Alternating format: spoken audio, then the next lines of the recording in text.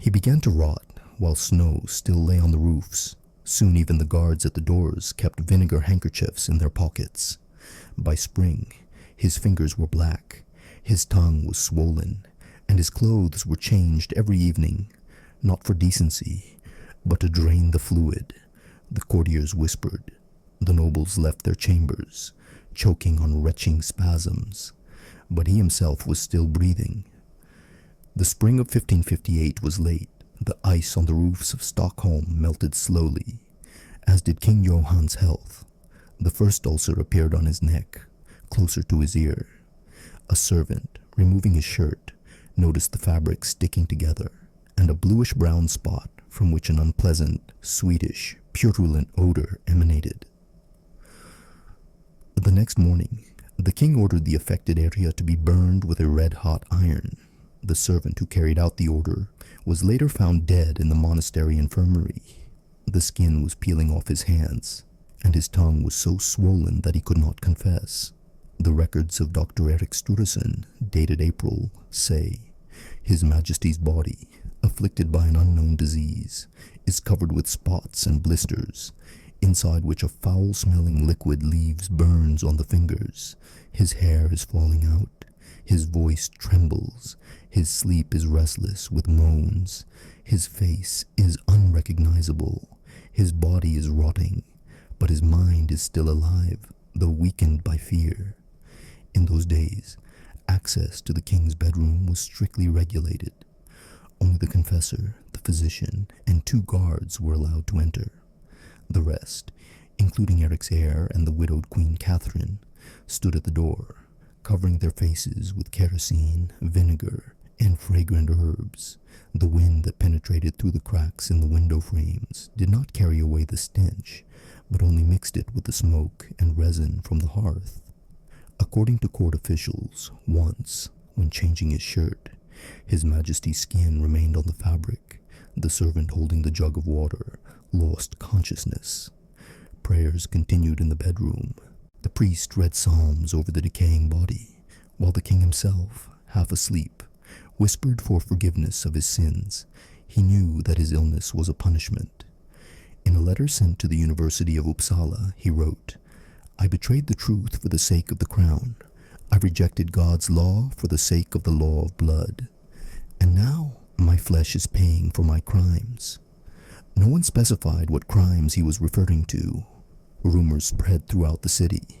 Some said that Johann had been infected while hunting, when the carcass of a wild boar was carried on the shoulders of hunters for a long time, and blood dripped onto the king's hand. Others claimed that the disease was the result of a curse cast through a silver ring, given to him by a Swedish witch. Others said it was leprosy, transmitted by prisoners in the royal prisons, whom he had personally visited in February. The courtiers, especially the young nobility, began to leave the palace under various pretexts. Officially, they went to remote estates or on behalf of the crown. Unofficially, they fled from the contagion. One of the pages who remained at court later reported in a denunciation. They were afraid not only of the smell, but also of being touched. A single glance from His Majesty was enough to strike fear into them. He called them by name, asked for water and help, but they recoiled, tore at their collars, and hid behind columns. Clothes that touched his hands were burned at night in the garden. Queen Catherine, who at first held her husband's hand, stopped entering the bedroom in the 6th week of his illness. Servants replaced her, wearing gloves wrapped in wax. The doctors tried to treat the king by pouring cold water on him, burning his boils, applying leeches, using ointments made from resin and lard, and giving him opium with vodka, all to no avail. The pus continued to flow, his tongue swelled, and his speech became slurred. He increasingly called for his mother, who had been dead for more than 20 years. One evening in May, the court council gathered in a side gallery.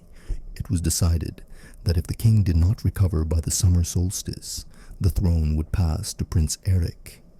But Erik himself was in no hurry to enter his father's chambers. He sent servants and accepted notes, but kept his distance. In one of his letters to the chancellor, he wrote, If the Lord decides to bring him back to life, I will accept it. If he decides otherwise, I will not argue, but I do not wish to see what is happening under this roof. By the end of May, the king was no longer able to get out of bed. His body exuded a foul odor, and the air in the bedroom became so thick that, according to the guards, it constricted the throat like smoke. Flies gathered on the windows despite the cold. The skin on his hands became like parchment, stretched tight, with dark spots from which a black liquid oozed. When they tried to turn the king over, a long, thin crack appeared in his side, and the sheet was soaked with bloody mucus. The doctor ordered that he be left alone. A medical note later found in the archives states, "We believe that the internal organs have undergone decomposition, especially the liver and intestines. Judging by the color of the discharge, bile has mixed with pus. Pulse is weak, eyes are cloudy, breathing is irregular, pupils are unresponsive." At this point, access to the chambers was effectively closed. Only 3 people remained with the king around the clock: an old priest, a pharmacist, and a eunuch guard. At night, moans could be heard, and sometimes loud cries, as if from burns. Servants claimed that he was delirious, seeing his dead brothers, begging for salvation, ordering the heads of heretics to be cut off. Sometimes he laughed, sometimes he cried. At the end of June, a delegation from Denmark arrived in Stockholm. The ambassadors were shocked by the absence of the king and the silence of the court. One of them wrote in his diary, "We felt that something was rotting at the very heart of the palace. The walls breathed fear. No one smiled. Even the grass in the gardens seemed to be withering. The people whispered, 'The king is dead, but they are keeping him alive.' He was still breathing, but each breath was slower than the last. The sheets beneath him were no longer being changed. They were simply covered with a new layer. The smell filled the corridors. At night, dogs howled in the courtyard. Behind the bedroom doors, there was a splashing sound, the sound of bodies filled with pus moving on the sheets, and yet no one uttered the word death. Everyone waited. Some waited for the end. Others waited for the beginning. In early July, the doors to the chambers were locked from the inside, and the guards were ordered not to let anyone in, even if they showed their seals. Only 3 remained inside, and none of them answered the knocks. After a day, having received no answer, the door was broken down. Inside sat the apothecary, his face wrapped in handkerchiefs, covered in stains. He was talking to an icon. The eunuch was dead, lying on the floor with white spots on his face and his eyes open. The priest was breathing heavily, his chest wheezing, his eyes covered with a film. The king's body lay motionless, barely alive. A servant who was present at the opening of the chambers later gave this explanation. "When we entered, the air was thick, like smoke from burnt flesh. It stood in the room, enveloping my hands, creeping under my fingernails.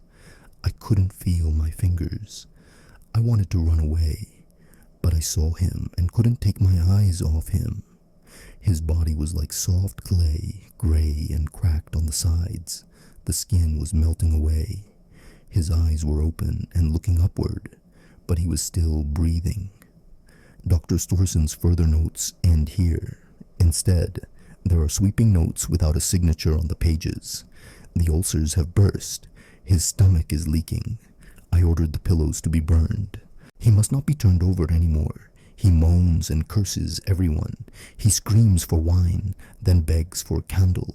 He confesses his sins, then recants. He asks to be killed." The Crown advisors, gathered secretly in the lower hall, discussed whether to officially declare him dead. They decided not to.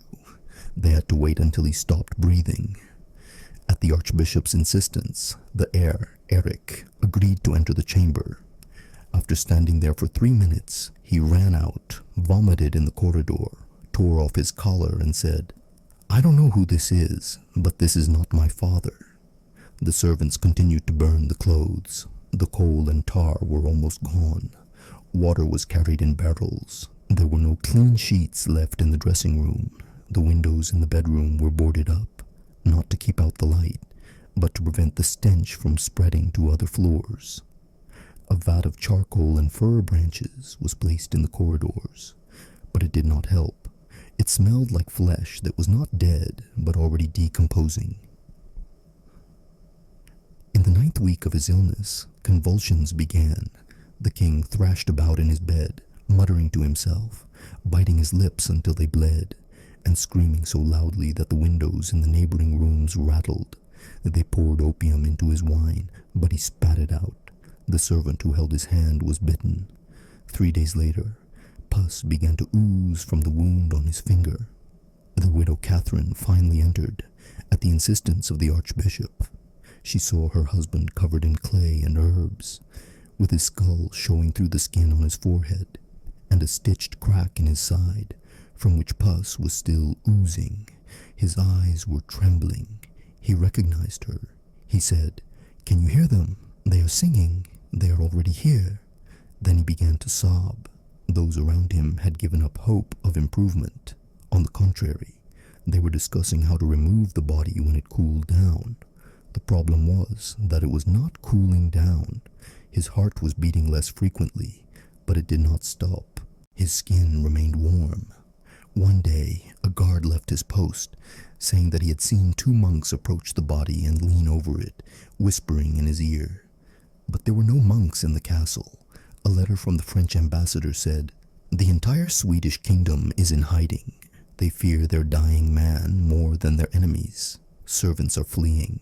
Courtiers are writing their wills. Some claim that leprosy is punishment for breaking a vow made in youth. But no one dares to say that he is dead, because he is still watching." Soon, rumors began to spread about heretics who were allegedly being hidden in the castle dungeons. One of the servants, who was caught in the corridor, was interrogated. He claimed that at night he heard singing in a dead language. His teeth were knocked out to keep him silent. He said nothing more. The apothecary died. His body was carried out in a barrel so that it would not drip on the marble. The eunuch was burned in the backyard. The priest was taken to a monastery. Only the king remained, along with the guards who took turns at the door, nauseated by the slightest breath. And only when the oozing stopped, when the flies began to fly away, when the dogs fell silent, only then, on the 10th day of July, did the archbishop order the door to be opened. The king's body was motionless. His eyes were still open. His face was covered in a film. His mouth was slightly open, but he was not breathing. The report from the chancellery said, "Johann, King of Sweden, has died of an unknown illness." An examination of the body revealed ulcers, cracks, skin peeling, profuse discharge from the body cavities, destruction of the nasal septum, and partial loss of jaw tissue. The smell persists despite all measures taken. It was not possible to embalm the body. It began to decompose when touched. The fabric burst. Organs leaked out. Fingers crumbled. It was decided to burn some of the clothes, place the body in a closed coffin, pour resin over it, and nail it shut with iron nails. The procession lasted no more than an hour. There were almost no people. The people stood at a distance, crossing themselves and whispering. One old man shouted, "This is how those who forget God die." He was dragged away. The ambassadors who witnessed the funeral noted, it was not a farewell, it was a deliverance. While the king was decomposing, papers were being signed in the palace. The new monarch, Eric, immediately issued a decree banning all heretical and witchcraft practices that led to the downfall of his father's body and spirit. The purges began. 2 doctors were hanged. 1 priest fled to Norway. The servants remained silent, fearing the fate of those who had seen too much. The royal throne was cleared. The tapestries were burned. The bed was burned. The carpets were thrown into the river. Everything related to the body was destroyed. But the smell lingered in the walls for a long time, and, according to one of the new pages, at night, a heavy breath could be heard coming from there, the last, but not endless. The king's body disappeared from the royal palace, as suddenly as the last smell left it. Official reports stated that he was buried according to the rites of honor and piety, but private letters from advisors mentioned words such as flooded coffin, unbearable, and hoarder on their faces. The court embalmer, summoned from Linköping, began to scream when he approached the body, tearing his hair out and shouting, "He's still breathing, I heard him." He then tried to flee and was detained. He subsequently fell ill with a fever and died 2 days later. The archbishop insisted on a public mass, but Erik, who had already proclaimed himself sovereign, categorically refused. He did not want to open old wounds. The throne room was aired out, cleaned, covered with new fabrics, and consecrated. All the guards were replaced, the entire staff of servants was replaced, and the windows were replaced. Even the door handles were replaced, because according to one of the carpenters, they oozed when touched. Politically, the transfer of power took place without resistance, but in the corridors, people whispered, Erik was in a hurry not for the crown, but away from the body. He avoided the chambers where his father lay until they were completely rebuilt. It was said that at night, he did not sleep in the monarch's bedroom, but in the guard room, allegedly as a precaution. But according to one of the pages, he was simply afraid that the dead man would speak. The first weeks of Erik's reign were marked by purification. He issued several decrees banning the practices of healers, using decoctions of dead animals, blood, and mucus. 2 women previously suspected of witchcraft were executed. In the market square, in the presence of troops, books on herbal medicine and prayers against rot were burned. But this did not quell the unrest among the people. They insisted that the king's illness wasn't physical, but spiritual. Some believed that he was cursed for past crimes.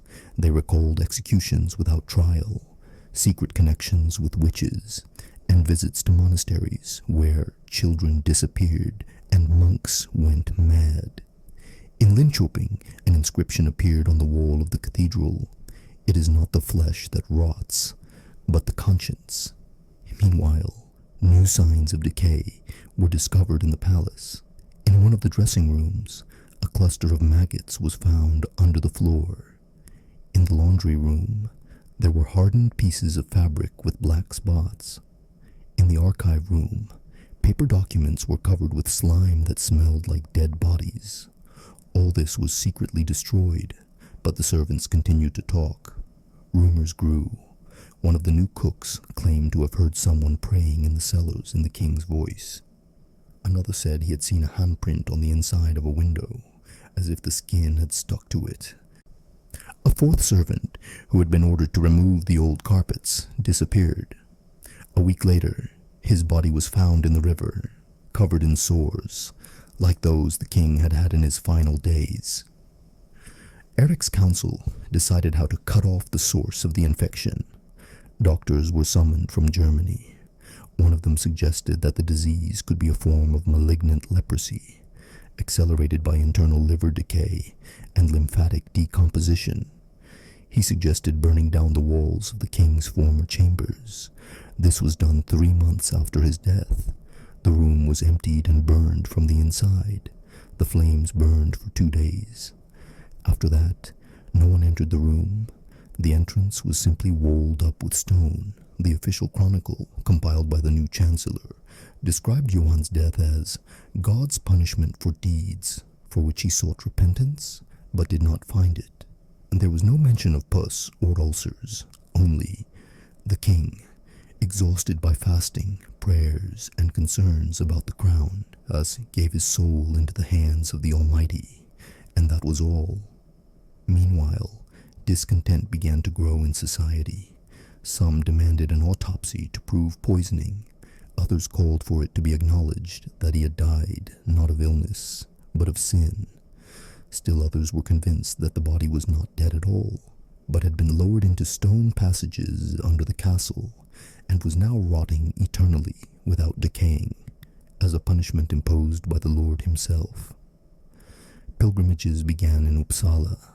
People brought herbs, hot coals, and scraps of letters, as if trying to find a cure for the royal rot that, according to them, had spread to the very ground.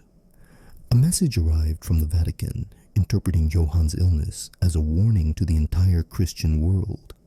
It read, "When evil emanates from a ruler, it is not his flesh that stinks, but the soul of the state."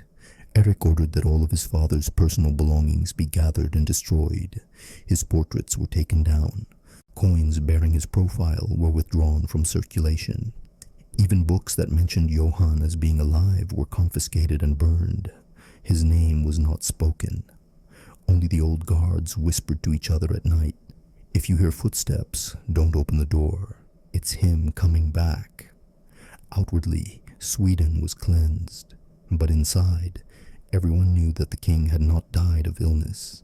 He had died of something they could not name, and, as they whispered in the capital, such an end does not come just like that. It always demands a continuation. On the fourth night, after the former monarch's chambers were sealed, the guard left at the walled-up door disappeared. He was not found. In the morning, when the relief came for him, only a helmet lay in a dark corner under a column. Inside was dirt. The smell was familiar. The archbishop ordered a cleansing mass to be held, but the candles in the church went out.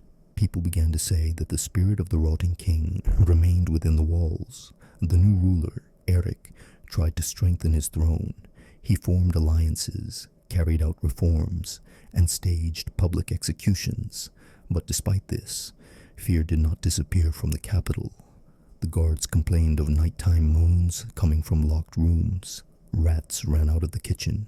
Servants left without explanation. At the inn, people said that one night someone saw an old, rotten hand slowly reaching out from the basement, behind the bars where wine used to be stored. The second advisor to the crown, Otto Hellstrom, later wrote in his diary, "It seems that the disease was not in the body. The disease was in the throne room, and now, even after he died, it remains with us. Everyone is waiting for something to start rotting again."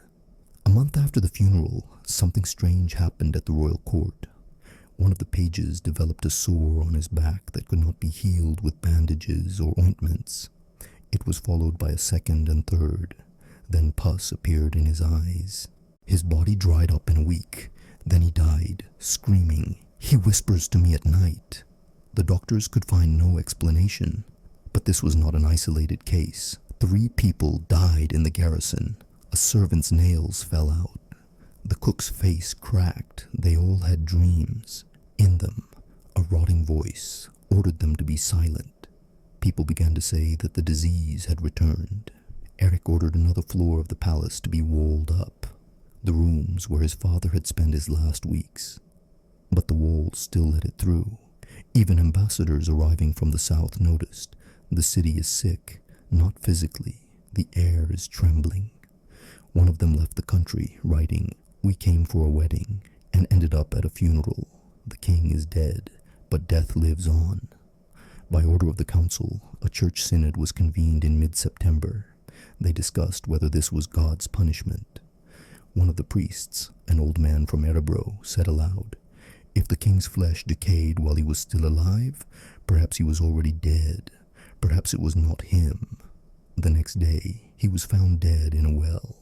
His servants swore that he had jumped himself, but he had a piece of cloth in his hand, like the one from Johann's sheet. People began burning grass in the streets again. People carried bags of salt on their chests. They were afraid of each other. None of Eric's new decrees were taken seriously. They were spoken, but not listened to. He went out to the people, but the crowd dispersed, because the spirit of one who had died, not as a man, hung over him. Meanwhile, archivists were digging up old documents. One of them found a letter dated 15 years earlier, in which Johann swore not to allow forces that deny the holy dogmas to ascend to the throne, namely, the reformers. But his son was just that. And now, people claimed that his father's illness was punishment for breaking his word. and the disease that was now sweeping through the city was the punishment for his son. By order of the chancellor, all diaries, notes, and medical journals mentioning the king's illness were burned. A servant who took out the bloody sheet and tried to sell it as a relic was executed, and yet the rumors did not disappear. A year after Johan's death, an epidemic broke out in Linköping. It had no name. People were covered in spots, pus flowed from their ears, and their hands turned black. Some said it was leprosy. Others said it was the mark of the rotting king. When the third priest in a row died, an inscription appeared in charcoal on the altar of the cathedral. He will return because he did not leave. Eric died 3 years later. Suddenly, from internal bleeding, the autopsy revealed that his liver was rotten like his father's. No one was surprised. The royal dynasty started by Johann died out with his grandson. The chronicles of that time wrote, "It was a time when bodies did not have time to rot in the ground, for they began to rot while still on the throne. The people never again asked the king to pray for them, because they remembered, when the king himself dies in filth, no one else can save him, потому что они помнили, когда король сам умирает в гное, никто больше не спасет».